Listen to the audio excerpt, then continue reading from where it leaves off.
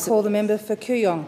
I rise to pay tribute to one of the great schools of Australia, Scotch College. Located in the heart of my electorate of Kooyong, Scotch is a tower of learning, a hub of sporting activity and excellence, and an educational institution which graduates young men with the very best community values of respect, responsibility and good citizenship.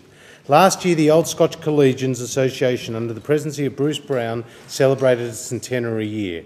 The association produced a wonderful book titled With a Keen but Loving Eye, detailing the school's transition from its inception at the hands of Reverend James Forbes in 1851, with just 40 students, to the current day with its nearly 2,000 student cohort.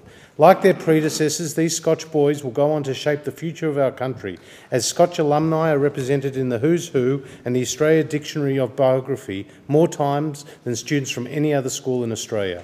From the armed forces to academia, from politics to the professions, Scotch graduates have changed and made their mark on the national landscape. Tragically, over the course of the two world wars, more than 500 old boys gave their lives so we could enjoy ours.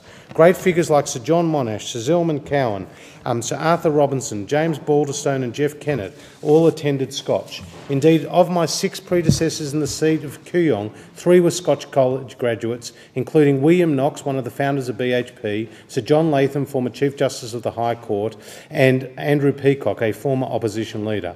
One of the great characteristics of Scotch is the quality of its leadership. Remarkably, in its first 100 years, the school was served by just 4 principals: Robert Lawson, Alexander Morrison, William Littlejohn and Colin Gilgray. They were succeeded by Richard Selby Smith, Colin Healy, Philip Roth, Dr F.G. Donaldson and the current principal Tom Batty. Tom, a former head of house and mathematics teacher at Eton, is an outstanding leader and with his wife Lee are a real asset to the school. So too at the council level, the school is exceedingly well served by the work of its chairman, the Honourable Dr David Kemp and his committee.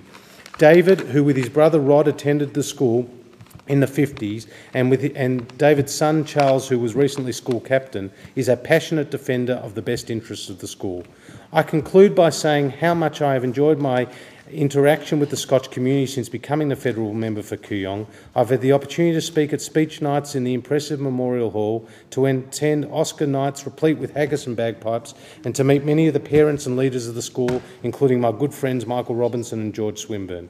Just as Scotch was synonymous with the early years of Melbourne in the 1850s and made history as being one of the 2 teams with Melbourne Grammar that participated in the first recorded match of Australian rules football in Australia, it will, as a school, be synonymous with the future of Melbourne, producing, as it does, the young men who will shape the destiny of our country. Thank you.